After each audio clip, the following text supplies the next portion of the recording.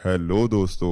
क्या 3 साल काम करके जीवन भर के लिए फाइनेंशियल रूप से फ्री हुआ जा सकता है? जी बिल्कुल, ऐसा हो सकता है। आइए इस बात को डिटेल में समझते हैं। तो बात है 3 दोस्त की। पहला शुभम, दूसरा धीरज और तीसरा अमित। ये तीनों बचपन के दोस्त हैं। यह तीनों अभी 20 साल के हैं। इन तीनों की अभी कुछ ही दिन पहले जॉब लगी थी। शुभम एक मार्केट एंड सेल्स कंपनी में सेल्स मैनेजर का काम करता है और उसकी सैलरी 20,000 रुपए है। धीरज एक आईटीआई कंपनी में काम करता है और इसकी सैलरी 15,000 है। अमित अपने पिताजी की छोटी सी दुकान को संभालता है जो कि एक जनरल स्टोर है। वह महीने का 30 से 40,000 लाभ कमा लेता है। अब इन सभी दोस्तों में सबसे ज्यादा मेहनत का काम शुभम का है, क्योंकि वह दिन भर अलग अलग लोगों से अपने काम के सिलसिले में मिलता रहता है। उसे अपने टारगेट पूरे करने पड़ते हैं। कई बार वर्कलोड इतना ज्यादा हो जाता है कि उसके बॉस से बहस भी हो जाती है। शुभम इन सभी समस्याओं से उब चुका है। शुभम के पापा एक अनुभवी इन्वेस्टर हैं, इसलिए उसके घर में इन्वेस्टमेंट से संबंधित बातें होती रहती हैं, जिसे शुभम भी सुनता रहता है। एक दिन शुभम उत्सुकता पूर्वक अपने पिता से इन्वेस्टमेंट के बारे में पूछता है और कहता है कि वह अपनी डेली की वर्किंग लाइफ से परेशान हो चुका है तथा वह सेविंग भी नहीं कर पा रहा है। इस बात पर उसके पिताजी खुश होकर इन्वेस्टमेंट की पूरी जानकारी अपने बेटे को देते हैं तथा उसे कुछ किताबों के नाम बताते हैं ताकि वह उसे पढ़ सके और अपने इन्वेस्टमेंट को शुरू करने से पहले सही तरीके को समझ सके। शुभम अपने पिताजी की सभी बातों को मानता है और यह सब बातों को अपने दोस्त को भी बताता है, लेकिन उसके दोस्त कहते हैं कि क्या पता हम आगे रहें या ना रहें, हमें इतने लंबे समय इन्वेस्ट करने की कोई भी जरूरत नहीं है और ना ही इतने लंबे समय तक इन्वेस्टमेंट की कोई गारंटी लेता है। यह सुनकर शुभम थोड़ा सा निराश होता है, लेकिन वह अपना मन नहीं बदलता और अपने इन्वेस्टमेंट को शुरू करता है और सबसे पहले एक 3,000 से 4,000 की सिप 5 सालों तक करने का निर्णय करता है तथा उसे पूरा भी करता है। अब हम बात करते हैं 5 साल बाद, जब सभी दोस्तों की उम्र 20 से बढ़कर 25 की हो चुकी है। शुभम अब इन्वेस्टमेंट करना बंद कर देता है। अब उसका प्रमोशन भी हो चुका है। अब वह मैनेजर से सीनियर मैनेजर बन चुका है।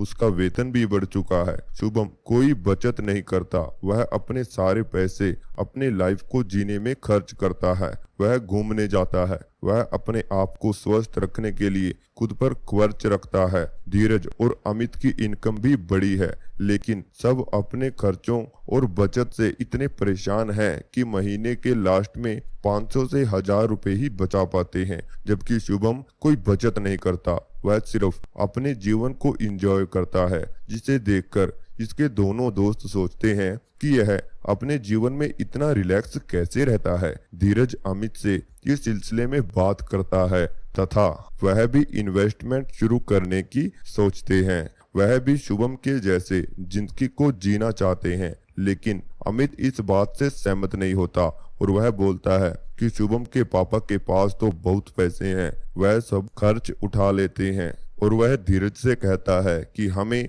इन सब के चक्कर में नहीं पड़ना चाहिए। यह बातें सुनकर धीरज वहां से चला जाता है, लेकिन धीरज यह समझ चुका है कि इन्वेस्टमेंट करना चाहिए तथा शुभम से जाकर मिलता है और शुभम की सलाह पर और 7 वर्षों के लिए इन्वेस्ट करने की सोचता है तथा वह उसे पूरा भी करता है। अब शुभम और धीरज दोनों इन्वेस्टमेंट के काम में निजात पा चुके थे और वह अपनी लाइफ को एंजॉय कर रहे थे, क्योंकि उनका इन्वेस्टमेंट पूरा हो चुका था।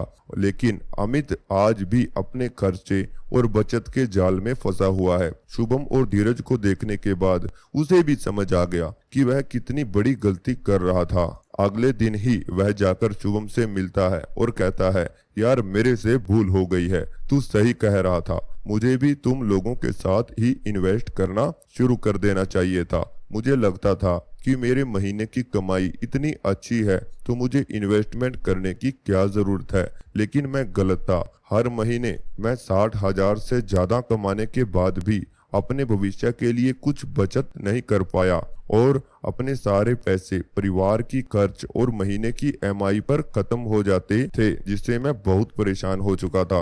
महीने के आखिरी में बहुत मुश्किल से 1000 से 2000 ही बचा पाता हूँ, लेकिन अब मैं बहुत लेट हो चुका हूँ, तो मुझे अब क्या करना चाहिए। इस बात पर शुभम उसे दिलासा देता है कि जब ही जगो तभी सवेरा, देर से ही समझे लेकिन समझ तो आ गए। अब देखो कि कुछ लोगों को तो यह बात जीवन भर समझ नहीं आती कि इन्वेस्टमेंट के लिए कोई समय नहीं होता। जब भी आप सोच लेते हैं तभी उसी समय से इन्वेस्टमेंट करना शुरू कर देना चाहिए। शुभम अमित से कहता है कि मैं तुम्हारी पूरी सहायता करूंगा, तुम इन्वेस्टमेंट शुरू करो, लेकिन तुमने बहुत लेट इन्वेस्टमेंट शुरू किया है, इसलिए तुम्हें सबसे ज्यादा समय तक इन्वेस्ट करना पड़ेगा। और अमित 33 साल की इन्वेस्टमेंट करता है और अब सबकी आयु 65 वर्ष हो चुकी है। अब सबकी इन्वेस्टमेंट पूरी हो चुकी है। अब देखते हैं कि किसके इन्वेस्टमेंट से ज्यादा लाभ हुआ। शुभम के 5 साल का इन्वेस्टमेंट, धीरज के 7 साल का इन्वेस्टमेंट और अमित के 33 सालों का इन्वेस्टमेंट की तुलना एक सारणी से समझने की कोशिश करते हैं। सामान्यतः लोगों को लगेगा कि सबसे ज्यादा समय तक अमित ने इन्वेस्ट किया है तो अमित को रिटर्न भी ज्यादा मिलेगा, लेकिन वास्तविकता जानकर आप हैरान हो जाएंगे। चलिए समझते हैं कैसे। ये मान के चलिए कि तीनों दोस्तों ने एक तरह के फंड में एक जैसे सिप में इन्वेस्ट किया और सबको एक बराबर 14% से 15% की दर से रिटर्न मिला। अब अमित के इन्वेस्टमेंट की बात करते हैं। अमित ने 33 वर्षों में लगभग 12 लाख रुपए इन्वेस्ट किए और कुल रिटर्न मिला लगभग 3 करोड़ 20 लाख रुपए। धीरज ने 7 वर्षों में कुल 2,55,000 रुपए इन्वेस्ट किया और उसे कुल रिटर्न मिला 4 करोड़ 50 लाख रुपए का, जो कि अमित के इन्वेस्टमेंट से लगभग 1 करोड़ ज्यादा है। अब लास्ट में शुभम के इन्वेस्टमेंट को भी देख लेते हैं कि शुभम ने सबसे पहले 5 वर्ष में कुल इन्वेस्टमेंट किया 1,80,000 रुपए और उसे रिटर्न मिला कुल 7 करोड़ 25 लाख रुपए। अब तीनों दोस्तों के इन्वेस्टमेंट का एनालाइज करते हैं तो आप देख सकते हैं कि अमित सबसे अधिक समय तक यानी 33 साल का इन्वेस्टमेंट करके मात्र 3 करोड़ 20 लाख रुपए रिटर्न पाता है, जबकि धीरज 7 सालों तक 2,55,000 रुपए लगाकर अमित से लगभग 1 करोड़ ज्यादा यानी 4 करोड़ 50 लाख रुपए पाता है। और वहीं शुभम ने सबसे कम समय तक मात्र 5 वर्षों के समय में 1,80,000 लगाकर सबसे अधिक 7 करोड़ 25 लाख रुपए लगभग रिटर्न पाया है, जो कि अमित से 4 करोड़ तक, धीरज से 2 करोड़ ज्यादा है। अब आप सोच रहे होंगे कि इतने कम समय में इन्वेस्टमेंट करके इतना अधिक रिटर्न कैसे पाया जा सकता है, तो उसका उत्तर है कंपाउंडिंग। शुभम ने 5 सालों की इन्वेस्टमेंट के बाद अपनी SIP यानी सिप करना रोक दिया, लेकिन अपने पैसे विड्रॉल नहीं किए और उस पैसे का सही इस्तेमाल किया, यानी उसके पैसे समय के साथ कंपाउंडिंग होकर इतना रिटर्न उसे प्राप्त हुआ।